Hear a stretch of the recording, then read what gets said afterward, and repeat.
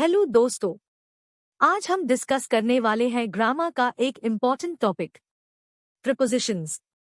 पहले बात करते हैं कि प्रीपोजिशन होते क्या है। प्रीपोजिशंस वो वर्ड्स होते हैं जो नाउन या प्रोनाउन का रिलेशनशिप बताते हैं सेंटेंस के बाकी वर्ड्स के साथ। जैसे कि नाउन कहाँ है, उसकी लोकेशन क्या है, टाइम, डायरेक्शन के बारे में बताए वो प्रीपोजिशन होता है। आइए अब कुछ प्रीपोजिशंस को एग्जाम्पल के साथ समझते हैं। सबसे पहले बात करते हैं प्रीपोजिशन इन की। इन वहां यूज होता है जब नाउन की लोकेशन किसी चीज के अंदर होती है।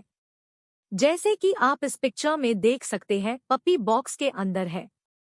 एग्जाम्पल को रीड कीजिए। हमने लिखा है the puppy is in the box. दूसरा प्रीपोजिशन है ऑन। ऑन वहां यूज होता है जब नाउन किसी चीज के ऊपर हो। जैसे कि यहाँ पिक्चर में पपी टेबल के ऊपर है, तो सेंटेंस लिखेंगे the puppy is on the table. Third preposition जो हम डिस्कस कर रहे हैं वो है अंडर। अंडर का मतलब होता है नीचे। जैसे कि आप देख सकते हैं कि पपी अब टेबल के नीचे है, इसलिए सेंटेंस में हम लिखेंगे the puppy is under the table. चलते हैं अब फोर्थ प्रीपोजिशन की तरफ जो की है बिटवीन। बिटवीन का मतलब होता है बीच में। पिक्चर में देखने से क्लियर होता है कि एक कैट दो टेडीज के बीच में है। So the sentence will be the cat is between two teddy bears. Next preposition जिसके बारे में हम बात करेंगे वो है to. To preposition का यूज हम destination या direction बताने के लिए करते हैं। For example जैसा हमें पिक्चर में दिख रहा है, एक स्टूडेंट स्कूल की तरफ जा रहा है। मतलब स्कूल स्टूडेंट का डेस्टिनेशन यानी के गंतव्य है। तो जब हम डायरेक्शन की बात करें या डेस्टिनेशन की, हम to preposition का यूज करते हैं। तो आइए अब बात करते हैं प्रीपोजिशन विद की। विद का मतलब होता है साथ या के सहारे। इसका मतलब कभी कभी मिलाकर या पास भी होता है। पिक्चर में दिख रहा है कि एक लड़की ब्रश की मदद से पेंटिंग कर रही है। So the sentence will be the girl is painting with the brush. अगला प्रीपोजिशन है बाय। बाय का मतलब होता है जो काम हुआ है या हो रहा है, वो किस मीन्स या एजेंट के द्वारा हो रहा है। जैसे अभी आप जो भी देख रहे हो वो अपनी आंखों से देख रहे हो और कानों से सुन रहे हो। होमवर्क करते टाइम आप अपने हाथों से लिखते हो। This means you see by your eyes, listen by your ears and write by your hands. Picture में भी आप आसानी से देख सकते हो कि होमवर्क चाइल्ड के द्वारा किया जा रहा है। So the sentence will be the homework is done by the child. In front of, यही है हमारा next preposition. In front of का मतलब होता है के सामने।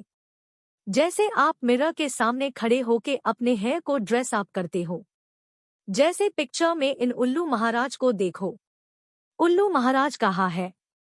बॉक्स के सामने। मतलब सेंटेंस क्या बना? The owl is standing in front of the box.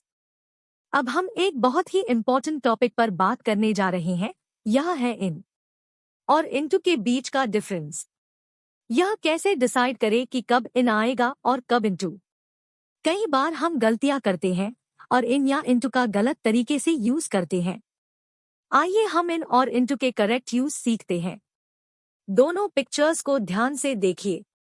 जैसा कि आप देख सकते हैं, पहली पिक्चर में हमने इन यूज किया है, जबकि दूसरी पिक्चर में हमने इनटू का यूज किया है। तो क्या अंतर है दोनों पिक्चर्स में?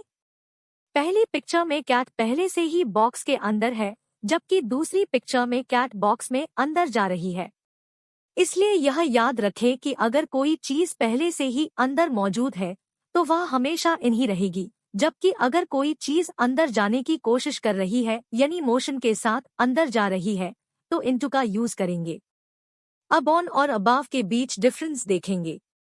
जैसा कि आप देख सकते हैं कि फर्स्ट पिक्चर में आउल बॉक्स पर है, जबकि सेकंड पिक्चर में आउल बॉक्स के अबाव है। तो दोनों पिक्चर्स में क्या डिफरेंस है? जैसा कि आप फर्स्ट पिक्चर में देख सकते हैं कि उल्लू बॉक्स पर बैठा है और उसे छू रहा है, जबकि सेकंड पिक्चर में उल्लू बॉक्स के ऊपर है और वह उसे छू नहीं रहा है। आउल और बॉक्स के बीच कुछ दूरी है। जैसे आपकी क्लास में पंखा है और क्योंकि पंखा आपके सिर को नहीं छू रहा है, It is not on your head, it is above your head. आइए अब हम between और among के बीच के डिफरेंस के बारे में बात करते हैं। Between का यूज तब किया जाता है जब एक नाउन दो चीजों के बीच होता है, जबकि among का यूज तब किया जाता है जब एक नाउन या प्रोनाउन कई सारी चीजों या लोगों से घिरा होता है। फर्स्ट पिक्चर में आउल दो बॉक्सेस के बीच है, जबकि सेकंड पिक्चर में रोबोट लोगों के among है। So in the first picture the owl is between the two boxes while in the second picture the robot is among the people.